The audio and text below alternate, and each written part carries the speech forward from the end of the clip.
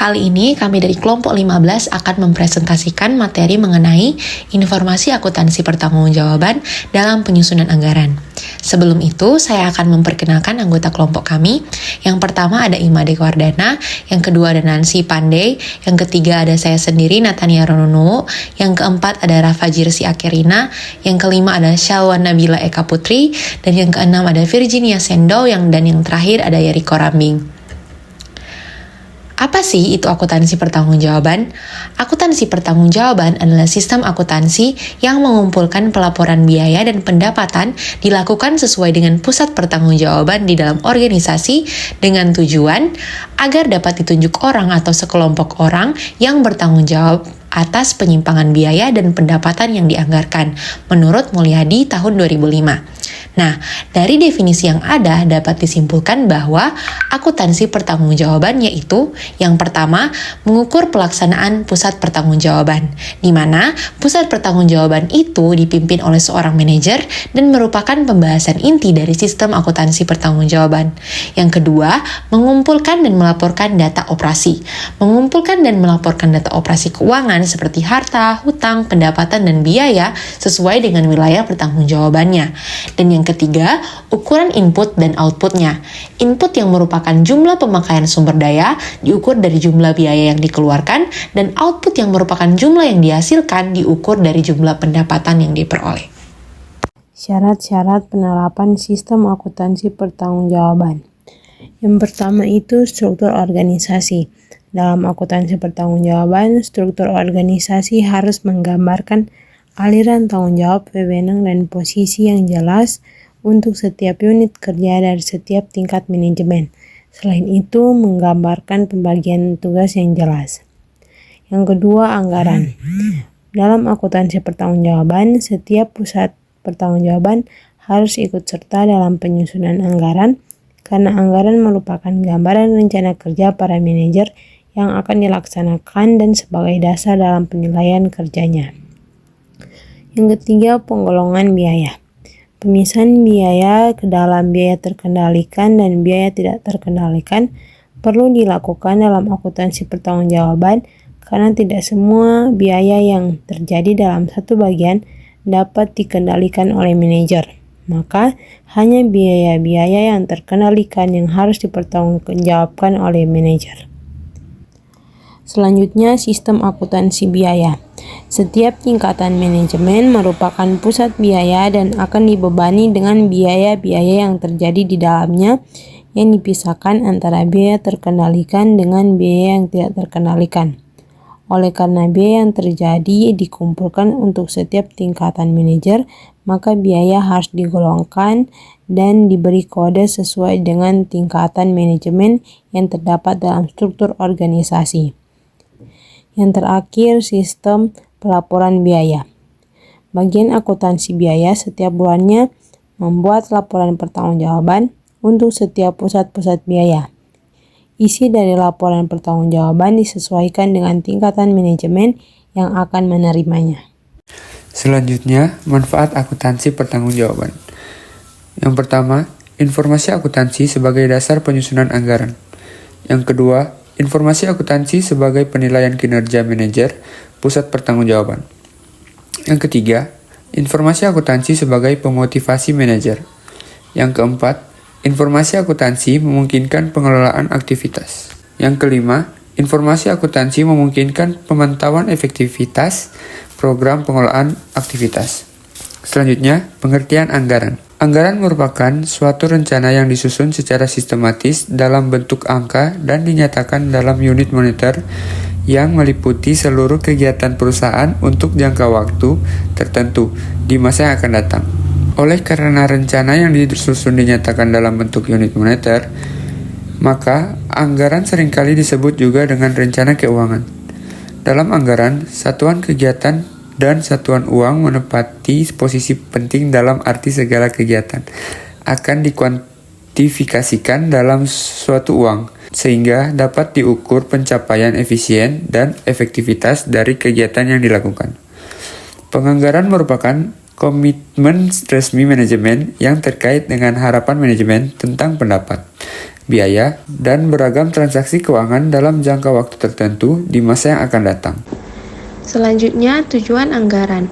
A. Untuk menyatakan harapan atau sasaran perusahaan secara jelas dan formal sehingga bisa menghindari kerancuan dan memberikan arah terhadap apa yang hendak dicapai manajemen. B. Untuk mengkomunikasikan harapan manajemen kepada pihak-pihak terkait sehingga anggaran dimengerti, didukung, dan dilaksanakan. C. Untuk menyediakan rencana terinci mengenai aktivitas dengan maksud mengurangi ketidakpastian dan memberikan pengarahan yang jelas bagi individu dan kelompok dalam upaya mencapai tujuan perusahaan. D. Untuk mengkoordinasikan cara atau metode yang akan ditempuh dalam rangka memaksimalkan sumber daya. E. Untuk menyediakan alat pengukur dan mengendalikan kinerja individu dan kelompok, serta menyediakan informasi yang mendasari perlu tidaknya tindakan koreksi. Berikutnya yaitu proses penyusunan anggaran. Dalam proses penyusunan anggaran, partisipasi seluruh bagian organisasi sangat penting karena anggaran harus disusun untuk tiap tingkatan manajemen dalam organisasi. Tiap manajemen harus mengajukan rencana anggaran biaya yang berada di bawah tanggung jawabnya masing-masing. Dalam penyusunan anggaran sering timbul masalah yaitu apakah anggaran biaya yang diajukan meliputi semua biaya, baik biaya yang dapat dikendalikan dan biaya yang tidak dapat dikendalikan oleh manajer. Nah, ada beberapa tahapan yang dilakukan dalam menyusun anggaran. Yang pertama, tahap pengenalan tujuan organisasi dan sasaran jangka pendek. Yang kedua, tahap pengembangan strategi dan rencana. Yang ketiga, tahap penyusunan anggaran. Yang keempat, tahap pengukuran dan penafsiran pelaksanaan anggaran. Dan yang terakhir, yang kelima, yaitu tahap pengevaluasian kembali tujuan, sasaran, strategi, dan rencana. Selanjutnya, proses penyusunan anggaran merupakan proses penyusunan kerja jangka pendek dalam perusahaan yang berorientasi pada laba. Oleh karena itu, proses penyusunan anggaran sering juga disebut dengan proses perencanaan laba atau profit planning. Sedangkan penggunaan anggaran sebagai alat pengendalian kegiatan dalam suatu organisasi disebut pengendalian budgeting atau pengendalian melalui anggaran.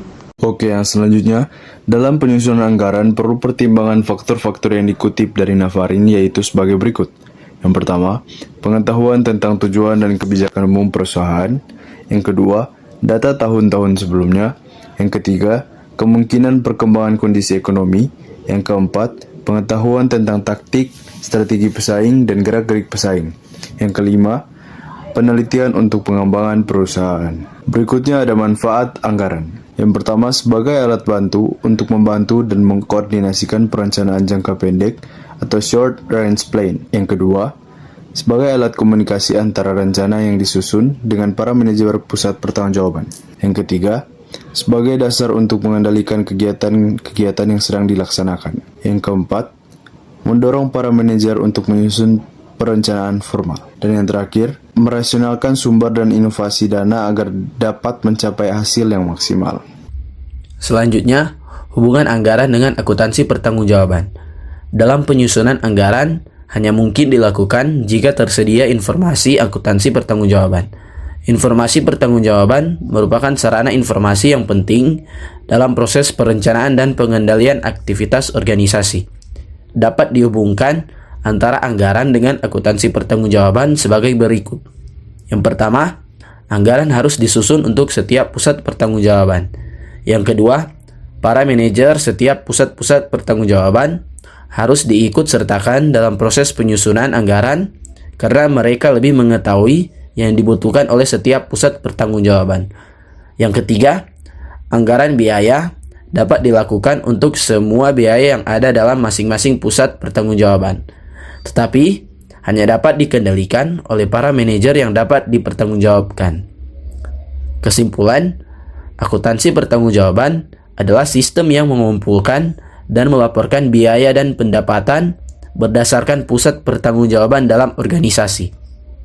Bertujuan untuk individu atau kelompok yang bertanggung jawab atas penyimpangan biaya dan pendapatan yang dianggarkan.